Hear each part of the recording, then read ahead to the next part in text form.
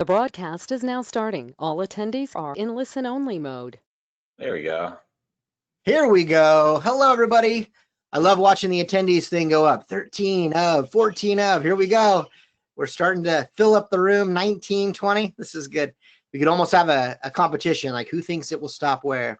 Just kidding. Let's get down to business, right? What am I doing? Wasting all this time. We have a short amount of time with some amazing fellas here on the line today. Josh Barton up there. He's in the top screen for me anyway. Gabe is to my left. In the virtual digital world. And I am Mike Martin here, little master of ceremonies, working with these two gentlemen to talk about the hype about teams, and really excited to bring this topic to you today.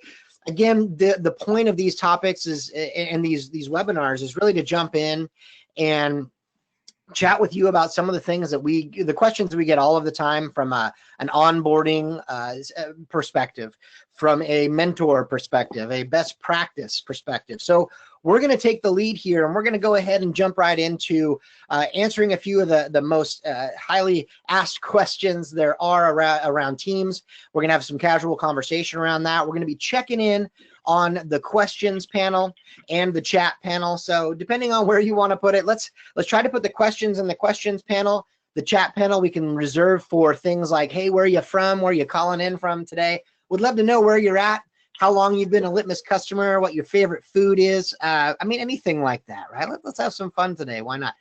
So we're excited to do that. So again, just for logistics, throw your questions in there. And as we go through, I think Gabe's going to be taking the lead here in just a second.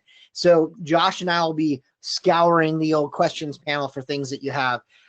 Today, we're going to stay really on track when we're talking about teams, because an hour seems like a lot of time, but you know what? It really isn't. We get to, as we get going and we're jumping through there's going to be a lot to talk about, from setting things up and best practices around structure and those types of things. So excited about that, but we'll stay on target for that and talk a little bit about, the team stuff. I talk a lot about it. What am I talking about? A little. We want to talk a lot about the team stuff. So, yeah. That being said, I think it's time to move on. Gabe, what do you think? You want to talk a little bit? Say hey to everybody, and then jump us right into it. Let's get into it. Everybody, yeah, awesome. Well, hello, everybody. Thanks for joining. Yeah, the whole point of today's webinar is to discuss teams and you know, what's so important about them, how can they benefit you, how can they help you on a regular basis, and some strategies that you can implement when creating your team structure. If you already have a team structure, you can always improve on it. And Litmos has plenty of tools to support that. So that's really what we're going to focus on today. And the main question being, what's the hype about teams across the board? It's one of the several tabs that you have access to, right? You have access to the courses tab and the people tab. Teams, you know, at first glance, you could get your account going without setting up teams, right? You got to have content and you got to have users. That's just the basics. But teams can really benefit you on a long-term basis. So what's the hype about teams? Well, they're really the backbone of your entire account. Teams are going to exponentially improve how you use your system on a daily basis. They're going to improve how you assign content to your users. They're going to drastically improve how you run reports. Oftentimes, we'll see customers go live with their account and start launching content to their learners. And then when it comes time to start running reports, they're like, oh man, like there's no structure to this. Like, how do I even begin? So you know, they're going to really improve your reporting and just overall usability, navigation, organization of your users in the system. So that's really what we're trying to emphasize today. Don't sleep on teams. They're very important, and in the end, it's going to benefit you, and you can continue to improve on those. So why should you be concerned about teams? Because they're very important. So yeah, that's what we're going to go ahead and discuss today. And we already talked about the benefits. So yeah, I mean, that's kind of the so general just real quick, discussion. Where we're going. Just real quick, Gabe. So what I'm hearing, benefits are, of course, for reporting. That's a huge one. Assigning coursework is going to be a huge one too. And I know for me, I like Josh and I, we manage the Litmos Dojo. Shameless plug there, in case anybody's had a chance to jump in there and check that out. But we use Teams a lot for making sure that we have content attached to them, that we can add people to the teams, and it automatically assigns them that. So that's a big one. The self sign-up tokens we use Teams a lot for. So it sounds like not only for assigning of courses and reporting, but it's also just for general organization, right? To really understand how things roll up and to be able to have that visibility in your structure. Would you say that's right on? Absolutely. Yep, that's spot on. I really can't think of a scenario where Teams wouldn't come into play while using Litmos. Great. So once again, today is going to be about some stuff might be things you already know. It might be reinforcing behaviors that you're already doing, that you have out there. You might learn some new stuff, which would be great. So it's just going to be across the board. So some of you might come in and just be like, okay, I've got 200 teams and 7 different regions. And okay, that's not going to be what we're going to get into the depths that we're going to get into today, because that's pretty customized. But again, there are folks that have those types of scenarios, and we can work with you on that stuff. But let's get through some of the basics here, make sure that we're all on the same page, and then start answering some questions, Gabe. I think this is great. Yeah. So let's just kind of go ahead and talk about like the guidelines and how teams work and what the limitations are and just kind of what they are in a sense. And basically teams are a container. They are a place to store a specific group of users. If you're training multiple groups within your LMS, then you're going to have multiple teams. Once you've contained that group of users in a team, then you can go ahead and start assigning content. And then you can go ahead and run a report on that container. When you're in a team, from the learner perspective, they can only see what's in their team. So they can't see outside of their team. They can only see content assigned to them through their team. If a learner is in multiple teams, then on their learner dashboard, they're going to see all of the content assigned to them through all the teams that they're on, but they're not really going to be aware of what teams they're on, if that makes any sense. Learners, the main purpose for learners is to log in and do your training. They don't really get to choose. That's the point of the LMS. So from their perspective, they're just going to see multiple courses to do. They have deadlines, all that information. From the back end, you can go to Team A and you can say, okay, Josh is on Team A. And then what if Josh is on Team B and you've assigned the same course to both teams? There's going to be no impact to Josh. Josh, you only got to complete that course one time. The completion of that course sticks to the actual course itself. It doesn't associate with teams. So if Josh is assigned that course multiple times, he's good to go. And if he's assigned that course at a later point, maybe 6 months later, Josh is going to auto-complete because his completion is going to remain there. Yeah, we get that question a lot. That's actually a big one, is to say if it's assigned in multiple places, because people can be on multiple teams, right? Like one of the use cases we have is that when people come into the dojo, they're automatically assigned to like the beginning team of like, here's the onboarding. And to play that a little further, some customers use teams in that way for their onboarding, right? So think of it this way. When you bring somebody on, maybe there's a team of 0 to 30 days is one of the teams, right? I've seen this where it has a bunch of courses assigned to it.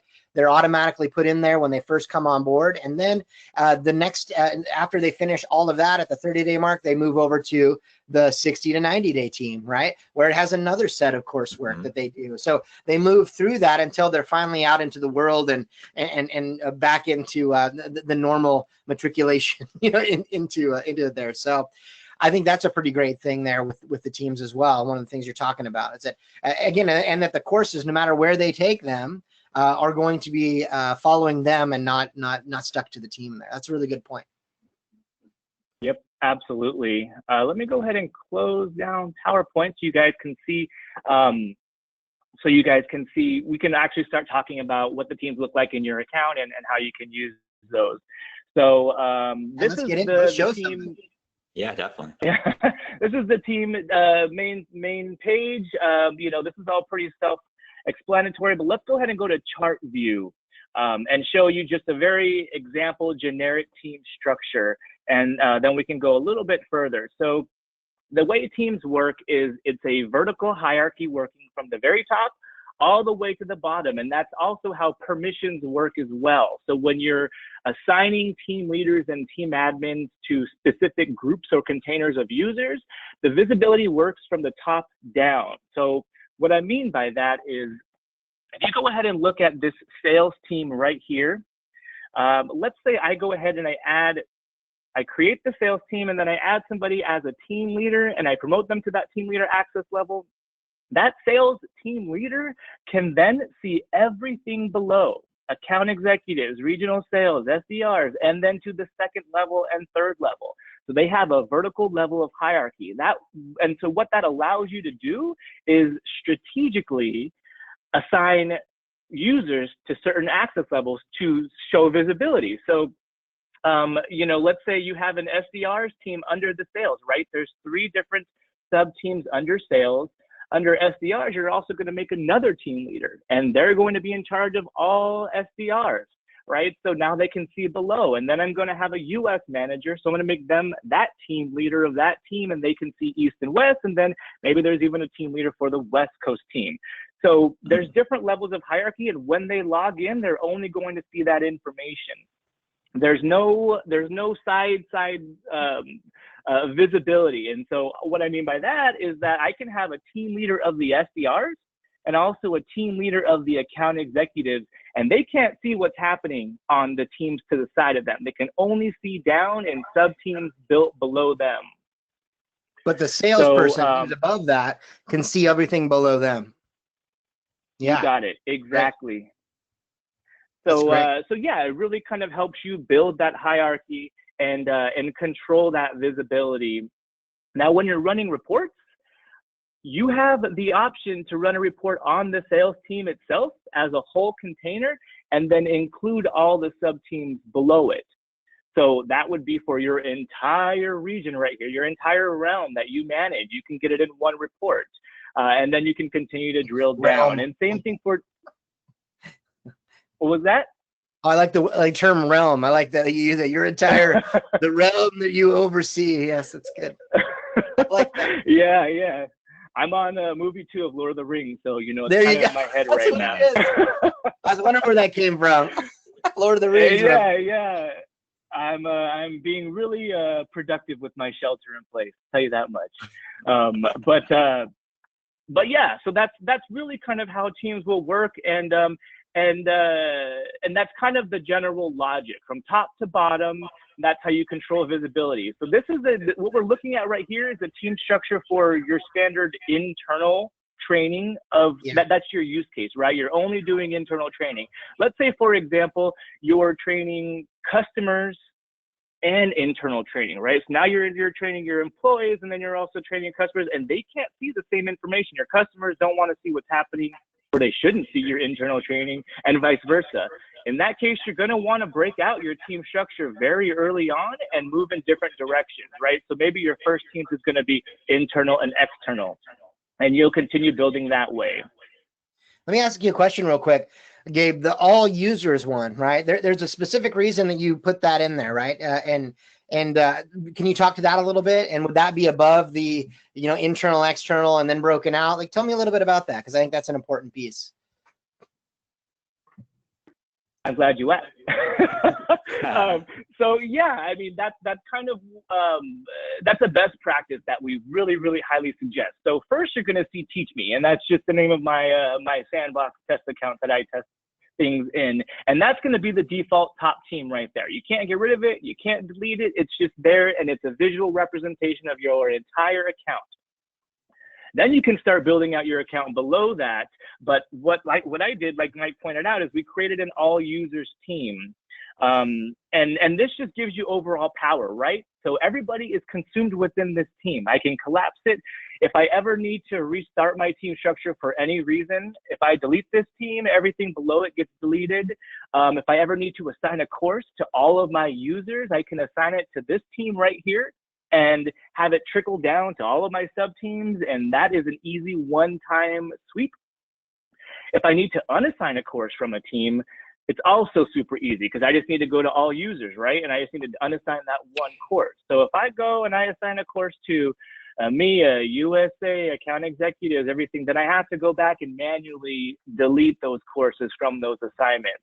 So even if you think that you'll probably never use this overall umbrella arching type team strategy, I still highly suggest that you create it. You never know when you're going to need it. It doesn't hurt anybody, and it just gives you that flexibility. So you know, if you're having any concerns or dreams late at night about Litmos, that team right there should help you sleep a little bit better. We have a great question here from Eric. Are all teams below all users sub teams? And that would be yes. Yeah. Correct. Yeah. Exactly. Yep. Absolutely. And so if you go ahead and click on all users, actually, over here on the right hand side, I can see all the sub teams. So it's not going to show me the full hierarchy, but it's going to show me that immediate next layer, and then I can click on there and so forth and go through. So and while we're here, one thing that I would like to point out is promoting, right? So Teachable moment. So what? Yeah, promote. And this is kind of just, sometimes people get confused with this. Right here we have Ashton, and Ashton is a team admin. What's going on with the ones there, Gabe? What's going on with the first user there, bud? I was watching the Matrix. I was watching the Matrix when that happened. Is that the binary? Their binary name? I like it. Exactly. Nerd. I don't know. I love it. Guilty. But in order to demote Ashvin, what you don't want to do is just delete Ashvin, because then he's just not going to be on the team anymore. And if you add him, he's actually going to be added to the team as a team admin again. That's his access level there. If I want to demote Ashvin, over here on the right-hand side, although it's right there in your face, it's also still somewhat kind of hidden. So you just go ahead and X that out. And now Ashvin is no longer a team admin. He's a learner, and I can promote him again to a team leader or a team admin. So a lot of times I see, you know, people are like, hey, I can't get this person to be a learner again on my team. I delete him and I add him and it's not happening. And it's because on the right-hand side, you have to use those controls over there. Another important and useful piece right here is also the course team library and the learning path team library. And what those do is they are sub content libraries visible to everybody in that team. So if we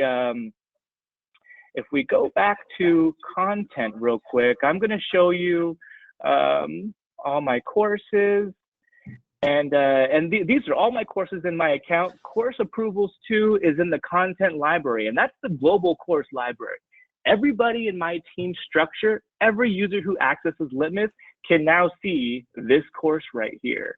And that may be useful. You may want that in some scenarios. Maybe it's how do I use Litmos, or how do I fill out my timesheet? Or maybe it's something that does, you know, apply to all of your users. In that case, go ahead and put it in the global course library.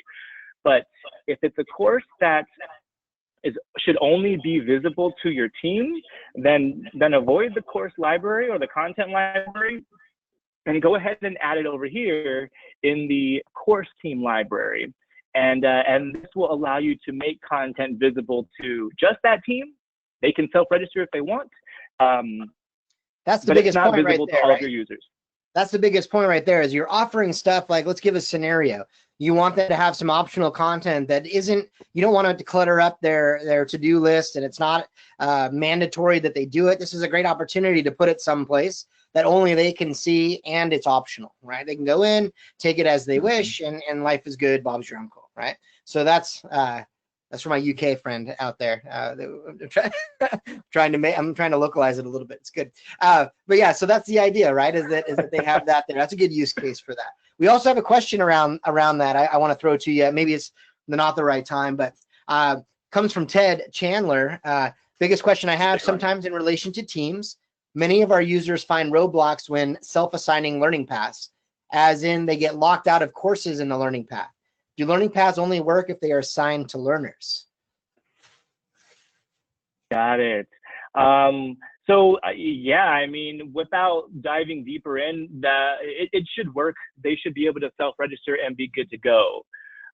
If your courses are getting locked out, or if users are getting locked out of specific courses in that learning path, you might want to take a look at if there's any equivalencies in place, or if there's any unlocks. So within learning paths, let's take a quick look at that. Let's go to learning paths, and so this may not be what you're experiencing, but there's take courses in any order, and then by default it's off. And so when you have it off, like the way it is right now, when they access the learning path, they're only going to see the first course. The rest of the courses are going to be locked. That's what that option right there means. And you're controlling the order that they take the learning path. If you allow them to take it any order, then of course they can take whatever one. They just have to complete it all. But if they're getting locked out of the entire learning path, you might want to look at equivalencies and see if there's anything else, and prerequisites. Prerequisites is probably what it is. So go to that main core course and see if there's any requirements for that course to unlock. And that's probably where your issue lies. Great. We got another good question too. Yeah, go ahead, Josh. Yeah, Meg was asking, found that assigning courses to the higher level parent teams only assigns it to the people that are currently in that team or sub team. If you add users to sub teams later, does that mean that they don't get the parent team assignments? Is that correct? It shouldn't be. So when you assign, so when you're within a course, and I assign, let's look at this team right here. This is my account executives. There's 13 courses assigned to it. All of those courses are associated with that team. So they have a relationship right there. Anybody that I add to this team is going to see 13 courses on their to-do list. And if I unassign them from the team, those 13 course assignments are going to go away. So you should have the flexibility to add users to the team and take them off.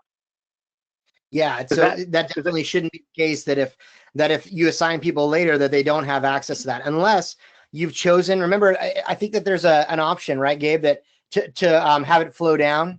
You have to select that to have those courses when they're being assigned to flow down through the sub teams, right? So got to make sure that that's checked, so that will go through there. If not, then yeah, it's only going to assign. And again, that's a feature, right? Because that we want to say, hey, I want to assign it to this team. Or do you say, I want to assign to this team and then have it flow, also assign to all sub teams down there? So I double check that and make sure that that's the case for everybody. And then when people are added, obviously anyone who has that then should have access to all the courses that are assigned at whatever level there. Yep. And that's the flexibility with teams. I mean, that's kind of why teams are kind of the foundation of your entire account. Because once you set up your team, and once you've assigned the content to your teams, I mean, you're kind of cruising from that point, right? I mean, all you're doing is you get a new employee, add them to the right team, and boom, all the content is there. There's no need to go through a pick list and look for that user and try to see what they need. It's all taken care of for you. Yeah, I do that all the time. I mean, that's a really great use case for that, is just to take all the guesswork out of it. Just keep at the team level, keep the courses that you want, and then have people, they can enter in and out of teams at will, and depending on where they are in their onboarding or in their career or whatnot. It's just a really great way to help guide them in coursework. I think that's a really great point that you made. With that said, Gabe, and the way that the content is so easily accessible through all the different teams and sub teams, I mean, what would you say comes first? I mean, do you want to start building out your importing people first, getting content built out first, or should you build out your team structure first? I mean, where do you stand on that one? Well, you can do both. Why not do both? Sure. I would say, I guess it kind of depends on your account and your deployment team, right? So yeah, I mean, I guess it really depends on if you have content available and ready. Ideally, you'd have two different teams. You have a content team and they're working on content, and then you have your team structure, and then you can go ahead and assign. You would build them in parallel. Right. Yeah, I would say typically team structure, like when I'm onboarding new customers, and we're going through it, I focus on the team structure up front. That's the first thing I bring to their attention. And then they build content on the side, right? Because you can build content, and that's something that you can do on your own, but the team structure really deserves the spotlight. So I would say if you don't have your content available, then focus on the team structure until your content is ready to begin uploading. But yeah, start working on your team structure right away. Ideally, when I'm working with customers again, we spend about 2 weeks on the team structure. So it's not really something that you kind of build as you go. And I digress, but one of the biggest mistakes that I see with team structures and customers deploying and trying to go live is that they don't spend very much time on their team structures. They kind of build it as they go. They're like, okay, well, I need a sales team because we have to sign courses. So let's just go ahead and build that real quick. And it's not really thought out. And that can later on come to bite you, in the behind. Behind. Definitely spend time, focus on your team structure. And one thing that I do want to point out is we have a course in the Dojo. It's the Launching Litmos course, and it talks all about every step, including teams, but how to load your users and build courses and in what steps. But one thing that I wanted to point out is that in the additional references of the Launching Litmos course, Josh has made a really great 30-day calendar, 60-day, and 90-day.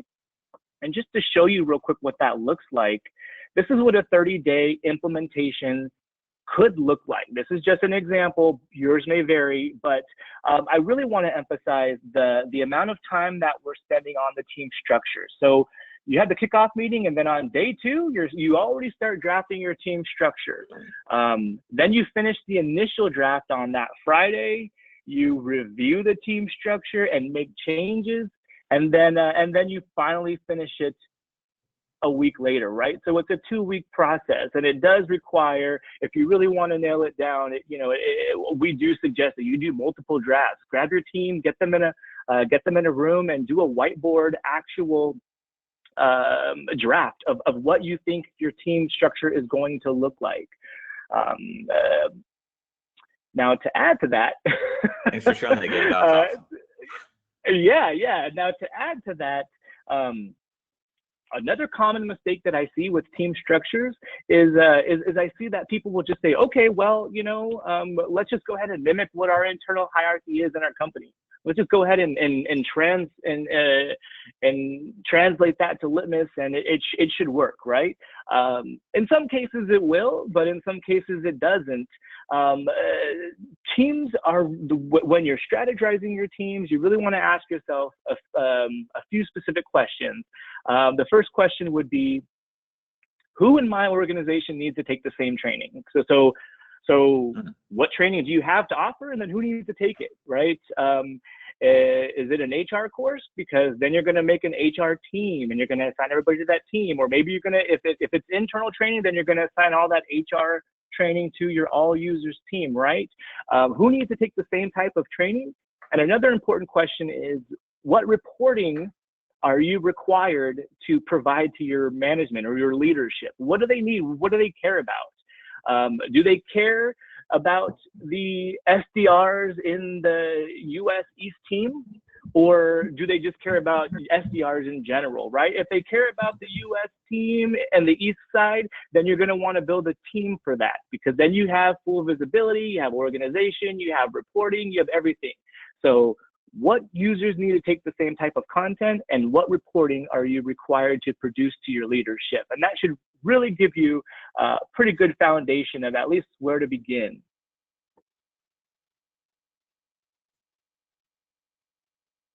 Awesome. If you see me typing and stuff, I'm just replying and doing some research on some of the awesome questions that we have in the panel here. So Like one of them was, where do you get an awesome shirt like Mike has? That's right. You got to work for it. That's what I told Ira. That's right. Come to the booth when we can go out and do conferences again. We'll put you to work. You can earn a shirt. Josh and I have goals for that shirt. One day, one can only dream, right? That's a rare fine piece that Mike has right there. Envy by any Litmos employee. Let's just say It's that. Good. There's more to come in the future for sure.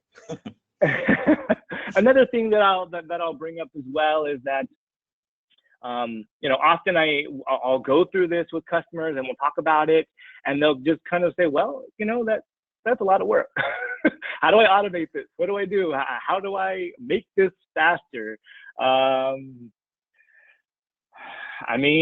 It's a one-time implementation. Yeah. You're only going to have to do it one time, and it's well worth the work and the energy that you put into it. A well thought out team structure will minimize the amount of time that you speak to our awesome support team and your account managers, and you'll be cruising. There's going to be a lot less confusion in the long run. So invest. Spend time, put 2 weeks on your calendar, go through rough drafts, get approval from everybody, and spend the time. Is it a lot of work? It could be. Yeah, it could be. But is it worth it? Yes. Totally. So let me ask you, let me ask a question here, because most of the people, the 37 attendees, I'm assuming that they all already have stuff in place, right? There are only a couple that I've seen. They're like, hey, we're relatively new. I would imagine most people here have some structure in place already. Do you have any advice for them to now that they've already created some stuff about to go back through and to optimize it or refine it, or ways in which they should be looking at their existing structures now, because obviously they're not starting from brand new. What advice would you have for those folks? Yeah, that's a great question as well, and really, I guess just kind of evaluate. Are you having any trouble, or were you ahead of the game and you already set up a good team structure to begin with? But if you're having trouble and it's related to reporting and you kind of just can't get the information on the specific group of users that you need, then you may want to rethink your team structure. You may want to go back and kind of re-outline it. And now there's a really good tool for that to use. So I guess first of all, I'd like to say that when you delete a team, basically that container of those users disappears. Those users still remain there. They're doing great, but all of the content was assigned to those users through that container. So therefore, the courses are no longer assigned to that user. But the completion still sticks. So the point that I'm trying to get at is, if you delete your team structure, you simply need to recreate it again, assign all the right content to that team, and assign those users to that team, and their completion is going to go right back to the way it was. They're not going to lose any of their completions back to 100%. So technically, you can do this seamlessly without any impact to your learners. And I've done it before with a lot of our customers. They'll kind of start to say, the system isn't working, and the system's pretty awesome, but it's got to be built correctly as well. So we'll look at their team structure, and sometimes you just got to start from scratch. If you outline your team structure thoroughly and correctly, then you can also use the team bulk import. And basically it's a CSV, and it allows you to import a team structure, and you can indicate what a parent team is and what a sub team is, and you can just upload it and it's created immediately. I would not recommend the team bulk import on your initial build, because I think the chart view is just a great tool to add a team and come look at the chart view and see how it's starting to develop. But if you're recreating your team structure and you already know the teams that you need to have and you already have the vision, then you can go ahead and use that CSV, and customers will do it overnight. They'll just say, okay, I'm going to go ahead and delete this team, and then immediately upload the next team structure, and they're good to go. Just make sure you turn off your email notifications when assigning your learners to the team the second time. For good. And if they do go out, yeah, if those emails do go out, the learner's going to be like, I have so much content, and then they'll log in and they'll be like, well, actually, I'm doing pretty good, you know. So so whatever strategy you choose. Fantastic. So let's handle a couple of more of these questions, right? So let me look here. We got the restructuring one there. Yeah. So the idea there is sometimes you just gotta go back through and just reassess where you want to be. But it looks like since the courses follow the person, even if the team has been deleted and put back, those courses are gonna. I mean, it's gonna go right back to the way it was because they're not. You know, it's not connected to the team in that way. So that's pretty great. Let's see. I like this one. We've got a lot of teams. Can I add them to the all users team? I don't have an all user teams now. So what if they want to add one to that level? Is there any way to go back and do that without completely, you know, backing up everything that you've done? Reverting it back to zero. Yeah, you gotta get rid of it all and add that team there. So there's no way in Litmos to add a team in. I think there's with one of the recent releases now there's a way to add a team above a team. So they just have to go to the sub team under the main and then just click add a team above team. So then they'll be able to make another top level team. That's what I thought too. Yeah. I'm actually testing it right now on my own. It's just to make sure. Look at that. Josh is testing it out. This is the level of service you get coming to these webinars, right? We're actually doing stuff right there. We're behind the scenes cranking away. We're doing it. This is good. Yeah, we have added a little bit more flexibility into how you've reorganized teams and so yeah, let's test that out, Josh, and get back. There may be a way now, but yeah, let's see how that goes. But I like the way that you're thinking. You know, you're going in the right direction and you're trying to optimize and make your team structure more efficient. And that's always going to be encouraged. Absolutely. So another thing that I'd like to point out. Meg says, yes, you just reassign which is the parent of each team. Look at that. We're learning stuff as we go along too. Like we work together here. We're a team. Litmos is a family. We're making this happen. You give a little, you take a little. Yeah, absolutely. There you go. Another thing that I'd like to point out as well is that learners can be on multiple teams at any given time. Josh, did you have an update for us?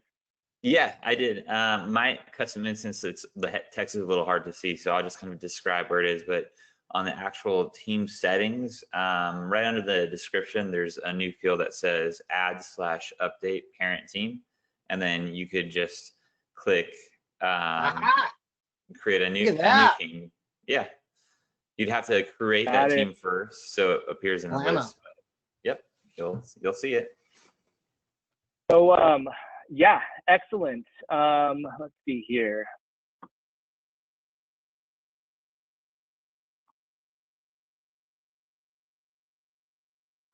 Yeah, no, that's great. There's a I'm trying to think. So let's say, for example, you want to move the account executive team under HR resources. So there is one thing to note about that feature.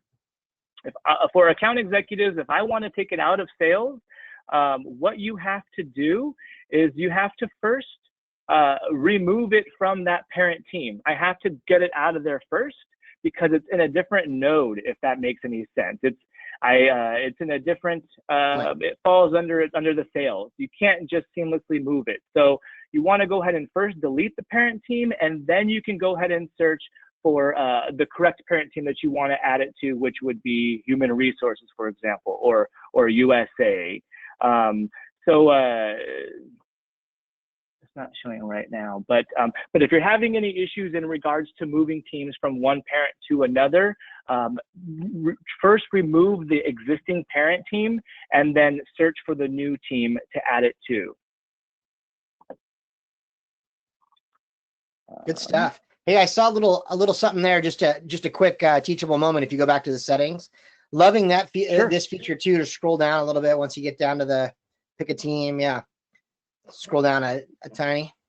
There you go, the enable team leaderboard. For those of you that are using gamification, man, this is a really great thing to use if you want to start pitting teams against each other with some nice friendly competition, right? To help motivate and get people excited about it. So that's a really great thing to use as well. Just wanted to point that out if anyone's using it now, or if you haven't, might be something to look into to check that out if you're enabling gamification for things as well. That's what you would need to click for all of those to make that happen. But that's a really great one. Okay.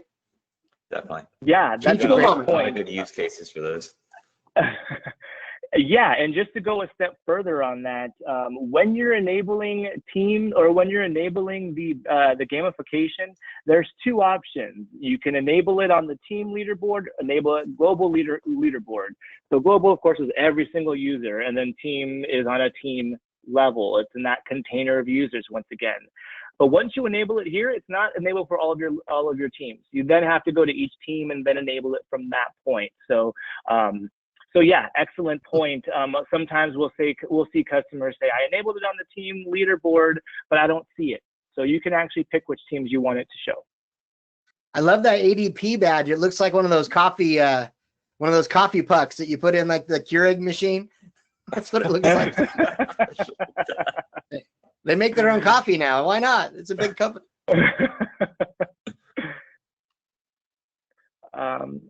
So another thing that I'll point out too is that there's no limit to how many teams you can create. So build as needed, but also just build smart. If you think so, I guess what I mean by that is include scalability. Think long term.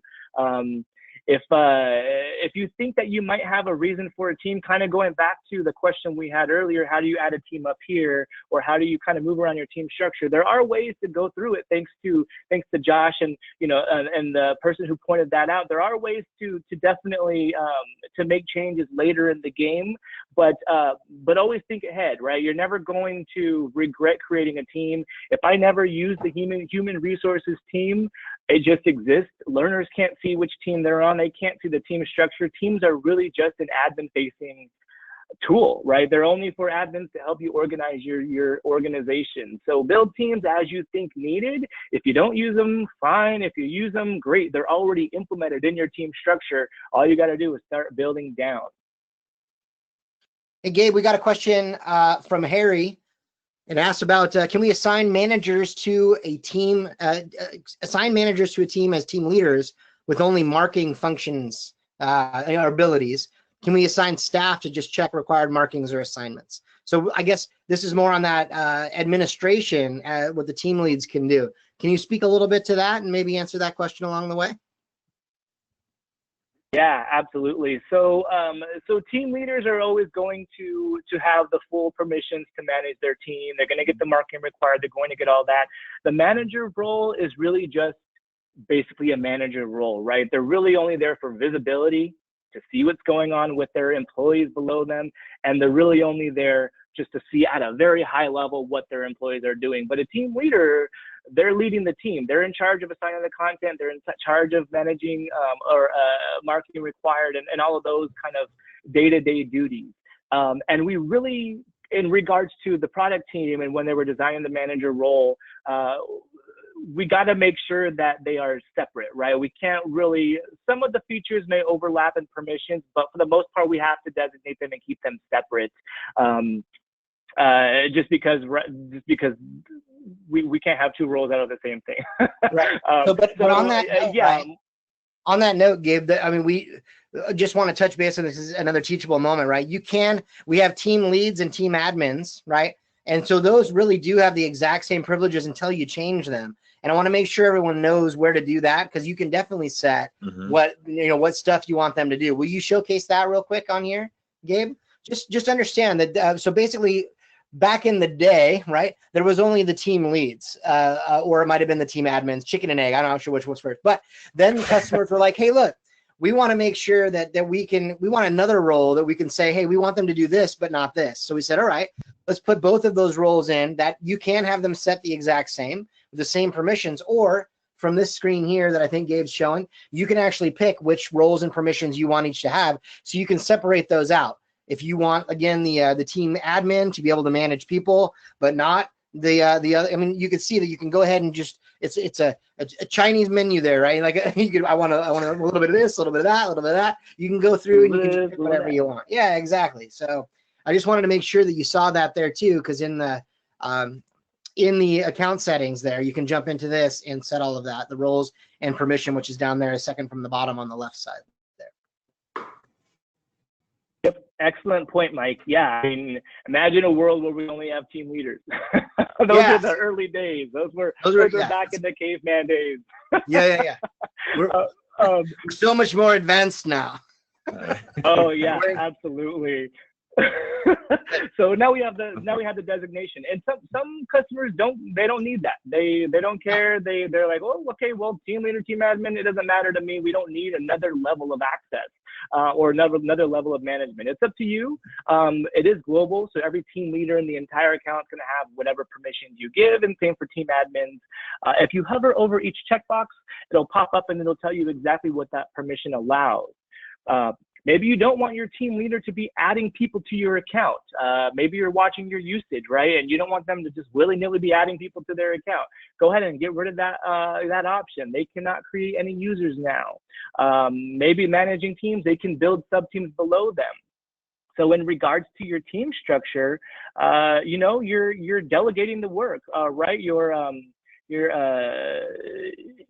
offboarding that work, right? So maybe you build your team structure and you stop at this level right here. Account executives, I'm done, no more. But you give the team leader of account executives the permission to manage teams, right? What we were just looking at right here. That means they can go ahead and build it down from that point on. Hands off for you. You can watch the team structure as it grows, but it's up to your account executive's team leader. They're in their own world over there. So yeah, definitely really think through what you want to allow your users to do.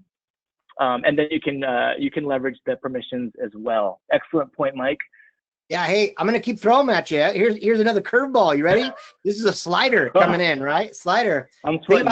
What about team admins and leads adding content to adding content, right? They want to add courses and such. So I know there's some rules around that of what they can see, of if anyone else in the instance can access that stuff. Do you want to talk just?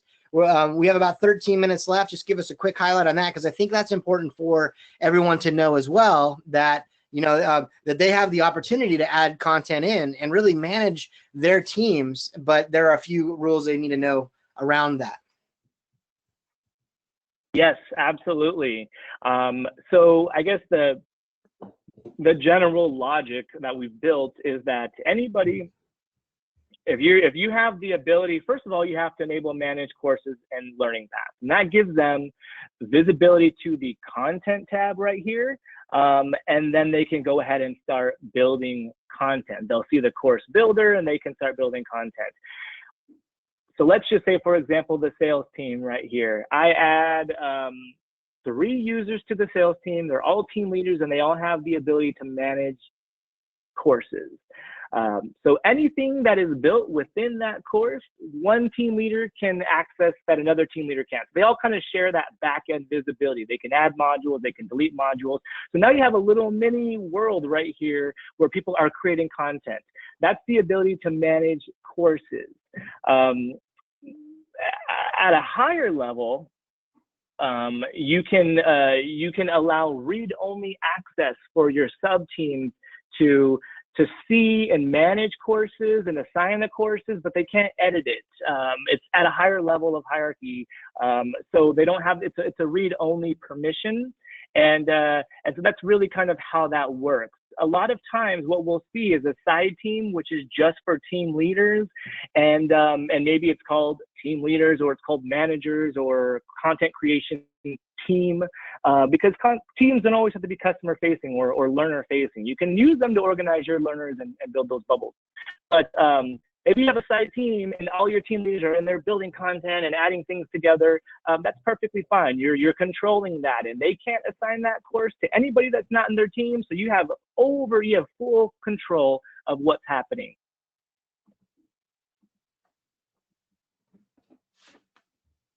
Oop. Mike, you got a really long delay there, or you're muted? Oh, you're super muted. Okay, I was thinking my Oh, I headphones did the weren't- mute thing. I'm sorry. Oh man, you think I'm a professional, and I am just not. I guess.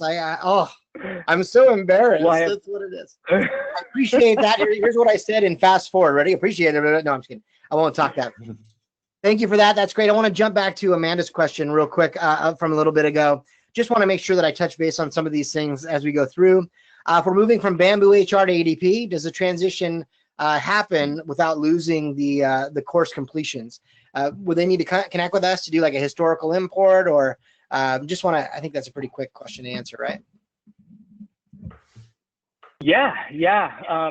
I hope I'm answering it correctly, but yeah, you would just do a history import. If it's content that was completed outside of Litmos, then you have to build those courses again in Litmos, and then you can do a history content import. And that's under the content tab, and then it's bulk import. So you would just import all those users, the course, and the date that they originally completed that course, and they'll auto-complete for you. Yeah, it just looks like, to me, the way I read it is it's more they're moving from Bamboo HR to ADP, right? So it's just a system, the back-end systems thing. But you shouldn't lose all of that stuff. Yeah, you should be able to keep the course completions. And I mean, if you hit up our support, we can walk you through how to do that too. That's something that, I mean, I'd hit up support, to be honest. I don't want to give them more work to do, but I think it's the best approach to get the final word on it and make sure that you're doing it right. That's an important, I think that's an important thing, right, guys? Yeah, it's pretty important to make that happen. Yeah. Okay. Definitely, but that sounds pretty okay. Good. There's one in here about any background API setup advice for auto assigning teams.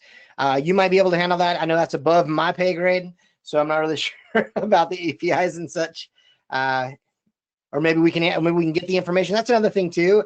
If there are some questions that are left out here and we don't answer them today, then we'll hit you back with we'll get them offline and send you an email and give you some advice on that. So that might be one of those there, unless you have a quick note on the API one. Yeah, I mean, I can't really think of any necessarily any tips or tricks. Our API allows a standard, create team, add users to a team, pull courses on a team, assign courses to a team. So you would really just build that logic on your end. We have tons actually of customers who have their own nightly imports into Litmos, and they're auto assigning users to teams, and they're auto assigning courses to teams, and they're doing it all automated. You can really create a fully customized backend system. You can create new teams. You can create sub teams. It's all there available for you. It just depends on the resources you have. And if you don't have those resources, then our professional services team can definitely help you out. Great. Absolutely. And before we get out of here, I gotta bring one thing up, just because I think it's really important. So you 29 people that are still around here, I think this is great because it also connects to the new release, right? And I think Josh, he's itching to talk about this. I think he loves the brands feature, right? Dude, Josh is our make stuff look cool guy. Like if you look at the Dojo, he did all the design work for that. He does all the design work for the courses that we have in there. So this is the guy that you want on your team. He's my Josh. You can't have this Josh, but he belongs to Litmos. But I'm just kidding. But yeah, someone like him is fantastic. But here's the deal. And this relates to the teams too, right? You can have people on as many different teams as you want, but you all know that there's a brands feature within Litmos as well. And brands gives you the opportunity to connect people to a different view when they come, when they come into that one Litmos instance. And before, brands was pretty limited. It was like, we can change the logo and you can change some templates in email. Yeah, the email templates. But now, Josh, drum roll, this is a good one here. You can do a lot more than that. Take it away. Definitely, yeah. So one really exciting thing with brands now is they're all able to have their very own specific themes. So that means their out-of-the-box color pick, the out-of-the-box colors that you can pick on screen. You can change that for the brands, the way that your navigation looks, and not only that, but the custom CSS, JavaScript, headers, footers. You can have specified code for each brand. And what that means is you can create completely different looking instances or sub instances within one master instance. So imagine the way like the Dojo looks, with the whole karate look and feel and that dust special effects, and then go to a standard kind of stripped away instance. Now this is really possible through the new brands feature. And in addition to that, there's actually a new option within Teams that will let you push users in a team under a specific brand, kind of from the top level. Now, it doesn't automatically associate that entire brand with a team automatically. It's a one-time push, and that's done. Let me just show you on my end, basically what it looks like. Yeah, so it's a one-time push of people into that. So let's say you have a team that you want to make a brand. Maybe it's one of your satellite offices, or you have multiple regions that maybe have their own look and feel, or different logos, or you want them to experience your LMS just a little bit differently. You can absolutely put them into a brand, and then whenever they log in, however you set up that brand now is the way that they will see the world. So, and the way Josh likes to describe it, right, is that you might have one that's they just really like dogs, right? And it's all dog themed. And one they really like cats. It's all cat themed, but it's all within the one. I'll be in that one. Yeah, one that's tigers, right? You like whatever, right? That's your thing. Yeah. But then within the same Litmos instance, you can have that now where they'll see the world differently, instead of where before, I mean, you would have a lot of sub accounts, right, or child accounts, and you'd have the multi-account thing, which is still great in a lot of ways. I mean, people still need that, but now within that you can change everything, not just the logo and the email template. So I know I'm really excited about it, if you can't tell, and Josh is too, since this is right in his wheelhouse. Oh, totally. Totally. I mean, this is just, this is a look at what it looks like right here. This is the new brands theme page. Just as what I was saying with the custom CSS and color codes that you can add. And this is specific to my brand for product screenshots. So this is a team within this instance called Africa. And what you can actually do, what I was talking about, is with this option, while you're in the people tab on the teams, is click this push all users under this brand under this team into a brand. And then there's a bunch of brands in this instance. You can kind of just choose which. That's a lot of brands. Brand. Yeah, exactly. Basically choose that, and then it should push them through. It's a lot of scrolling, and then it submit. And then all of those people who are on that team now will experience not only the logo, emails, but a completely different theme for their instance. So it's a cool way to differentiate. So great. Yeah, even if you use it just for multiple locations in the world, right? Or you have you can just something subtle, because remember, it's about engagement. You got to be thinking about that. Be thinking about the user's experience. And if they go on there and they see photos of things in their neck of the woods, or in the header, or they see themselves, or I mean, it's just going to connect them more to the product now, because you don't. I mean, this type of ability was only done at the total global level before. Now you can break it down into teams, and it's super simple to put people into teams. Just remember though that people can only belong to one brand, right? So in a number of any number of teams, that's great, as many ever as you want, but they can only belong to one brand, which makes total sense, right? Because obviously you're going to send something and they're going to log in, which if there are multiple brands, they would. Does not compute 404 error, right? Divide by 0. So you can only have one. So just remember the difference there. But now play around with it. Just fire one up and change some things, and put some folks in it and see what they like about, if they like that experience. But you can customize it all the way down to the email templates that they get. And so we're just building and refining and getting even more usability out there for the product in your hands. A lot of flexibility with that. Yeah. So we're excited about that, and then so that kind of hits three things. We talked about teams. It was something that's on the newest release that just came out, and it's something great that is a best practice that we would say we recommend you go out and check it out. So we're at the top of the hour now. 1 minute. See, I told you this would go by really fast. Wow. It looks like we actually got through most of the questions in there. Again, there are a few questions that are still outstanding, but we'll send you some emails on there. we hope that you've had an incredible time and learned some things. We're going to keep on doing these, and you can see that these are more casual approach. This is a more casual approach to training. It's not in this course. You will learn with like a PowerPoint deck, and we're walking through it. We're being a little more playful and fun because we just want to connect with you, and we appreciate you sticking around. So, any final thoughts, Josh or Gabe, before we jump off? No, thank you, and you guys all rock. Thank you all for attending. Yeah. Thank you all very much. And that's a wrap. This will be we'll have this recapped in the dojo later. So if people want to review this, they can kind of thumb through it. Along with that question comes up every time on the list. It didn't come up this time. It's like, is this going to be recorded every time? And yes, it will, and you can find it in the dojo. That's great. All right. For the Litmos team, Mike here signing off. We appreciate all of your time. Go out there, try some subs, have some fun, and let us know how it goes. Talk to you soon. Bye. All right. Bye. Take care, everybody. See ya.